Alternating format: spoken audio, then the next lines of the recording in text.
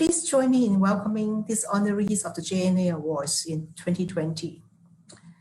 Mr. Shreyansh Kapoor, Vice President and Partner of Kashi Jewelers from India, an honoree of Retailer of the Year.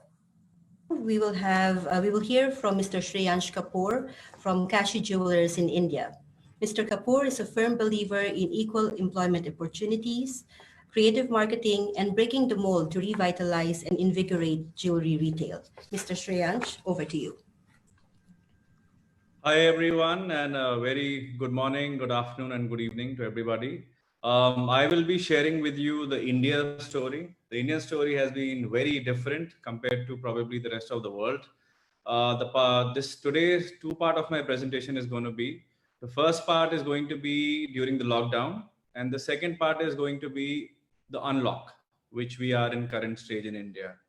So we at Kashi, we have been in business for 65 years, and we have had different experiences and exposures in retail, manufacturing, and exports. And today I will be sharing the retail part of the story of what has happened in India. So first of all, in India, the lockdown started by our Honorable Prime Minister, who came on national television, and it was announced a 45-day lockdown. And this 45-day lockdown got extended also. Eventually, what happened is that this gave us an opportunity to understand the safety to be taken for COVID-19 and how do we protect our customers, our staff, our teams, and everybody in these pandemic times. So the first thing at Kashi, what we did is that we did extensive research with the doctors, with medical teams, and found out what are the norms we need to follow. So we started with, first of all, with an extensive safety and security check, including thermal screening, SpO2 measurements.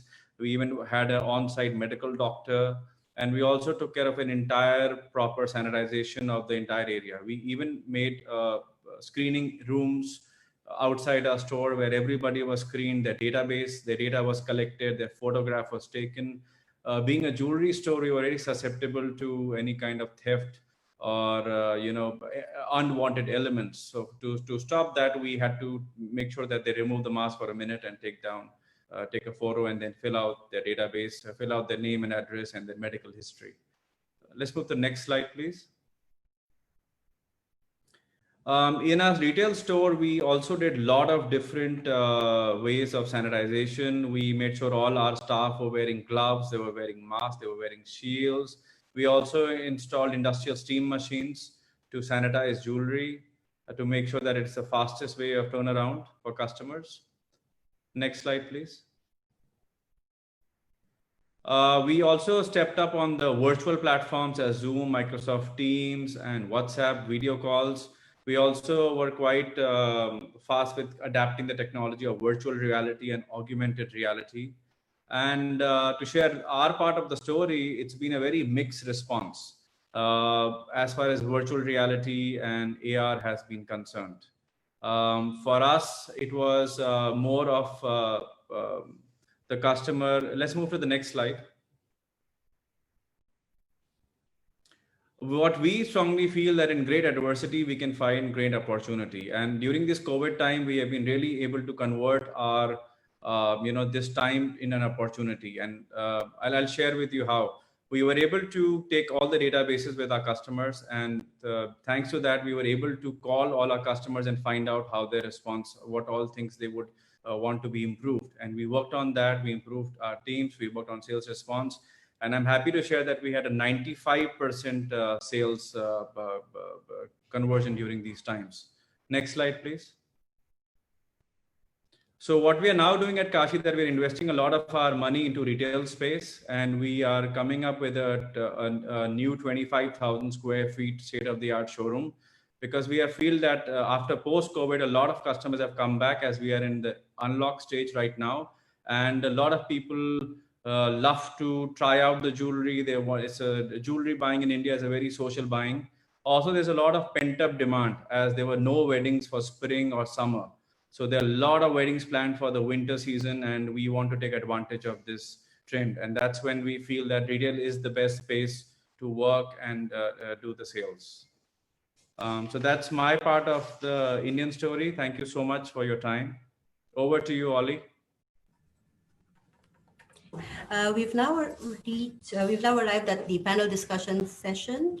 And again, if you have any questions, please click the Q&A icon at the bottom of your screen and key in your questions, and we will get to those. I'd like to ask Mr. Kapoor, because I believe that you are also looking at having like factory visits or bringing the manufacturing process closer to your customers. Could you please expound on that?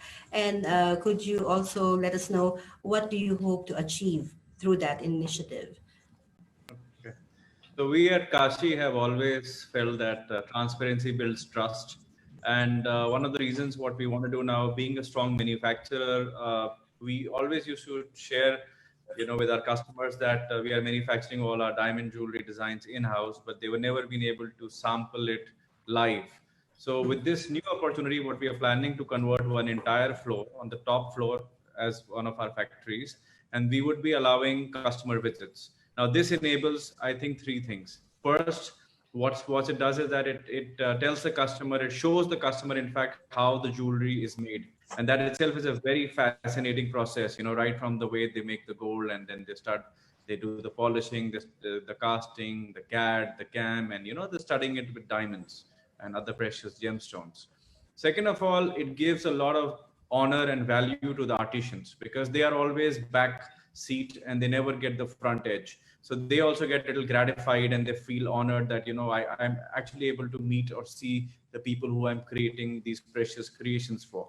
The third, I feel that ultimately it builds a general transparency level between both, and it instills more confidence for our customers when they are picking up, because you see our luxury jewelry is worth a lot of money. It goes up in the high thousands to hundreds of thousands of dollars also. So it's very important to reinvest the trust back in it. Okay. Mr. Kapoor, you also mentioned that you have introduced some AR, augmented reality technology, but you said that the results have been mixed. What exactly, could you just expound on that? Like what went well, what went wrong, and what are your thoughts on the whole digital initiative? So it's very interesting, this point, and I speak on different panels. And I always try to get this because, everybody talks a lot about how strong AR and VR is. But, I'm in my personal experience, I've had a mixed response. We started VR and virtual reality and augmented reality 3 years back. We tried it in different formats. We tried it in a shopping mall. We have tried it in a doctor's conference. We have tried it in a very select group of people. We even, and more so during these COVID times when we started from 15th of May, we felt this would be a great opportunity as people don't want to physically touch and feel the jewelry. Now, what happened is in the initial days, we were learning about COVID-19 and we did not know much. So we were not even letting any customer try on the jewelry because we felt that, if you touch a jewelry, you can contaminate it. So we forwarded the augmented reality model. Also, a lot of customers were at home.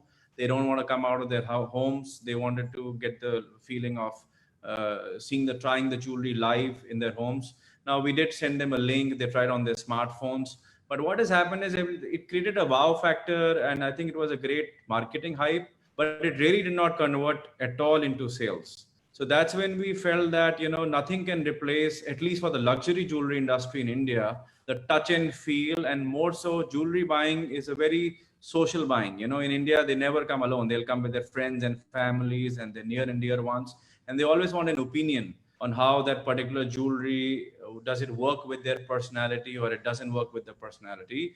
And second of all, they want the warmth of the gold and the coolness of the diamond on their skin. If they don't get that skin, they're not going to spend those thousands and hundreds of thousands of dollars on it. So that's what I have seen in my experience. There's a question here for all the panelists. What is the biggest change in consumer behavior in your market because of the COVID-19 crisis, aside from the drop in demand? Mr. Kapoor? Hello? Yes. Hi. Okay. See, Indian story has been very different. What happened is that during the lockdown, it was very, very strict lockdown and nobody was coming out of the houses and everything. And in India, a lot of the jewelry selling is to do with the weddings as well as the festivals. Now, there were no weddings which happened in spring. There were no weddings which happened in summer. So a lot of the pent-up demand is now coming in. I am surprised to say that, there are a lot of people now out in the streets. There are a lot of people out back in the retail stores. It is pretty similar to what it used to be before pre-COVID times, because a lot of now they have very few dates left for weddings. In India, a lot of the dates are on the auspicious days, and a lot of those dates are limited in number in a year. So they need to have that much marriages. Plus, we are now going to start from this Saturday in the festival season. Thanks to the festival season, also there's a lot of demand. Another thing to share that because the gold prices has been went really high, then dropped down. Now it's again rising. So that made a huge difference in people's mindset. So then in India, it's becoming more normal, as the only thing left to open was the schools, and from 19th of October, they're going to open too. So we are pretty much back to. I wouldn't say that it'll be exactly the same what it used to be, because it's a lot of loss in business over the last, especially the last initial 3 months from March all the way to July. But then it's now slowly coming back as normal. Mr. Kapoor, what should jewelry brands know about the Indian market in order to be successful there? Okay. Indian market is a very different market than any other Asian country. First of all, our government restrictions are a little tougher, and we have a lot more compliances to do. But a lot of jewelry buying in India has to do with, other panelists have shared, just to first know your customer. So you need to understand what your customer base is. You need to build that loyalty over years. Also, a lot of jewelry buying in India is based on trust, because a lot of the jewelry does come back to us also. So it's never a one-way sale. It's a two-way sale where we give it to them, and when they need the money or the funds, they can give it back to us. So, we need to build on the trust. Transparency is very important. Our transparency in terms of the gold purity, diamond qualities, certifications, hallmarking, and also to make sure that India is also a very, very price competitive market. So here a lot is to do with the masses and volume based sales, then high margin products. If you're looking at a high margin product, then the demand is very little. You need to work on more masses to create a demand for, because we have a huge middle class. In India is also one of the fastest growing young generation in the Asian countries. So there's a lot of demand for young people also. So you need to understand their sentiments and design accordingly. But yes, I do welcome everybody to come to India. India is now opening their arms to welcome everybody, and we'll be more than happy to have you here. Thank you. I believe that we have run a bit long and we're over the time limit. But I'd just like to ask our panelists, just to wrap up, what is your outlook for retail for the year-end season and for the coming year? Shall we start with Mr. Kapoor? I am, now seeing the demand in India. I am very positive for the remainder of the year, because there are a lot of festivals ahead. There are a lot of weddings ahead. So we feel, if not, we might not. We're keeping the fingers crossed, as we are hoping that whatever recovery we can do of the loss of sale what we've had in the earlier months, we should be able to complete more. And we are very bullish on our retail story. We're very bullish on the brick and mortar story also. And that's why what I shared in the presentation, we are investing a lot into retail, in the retail store. Okay, great. Thank you, Mr. Kapoor.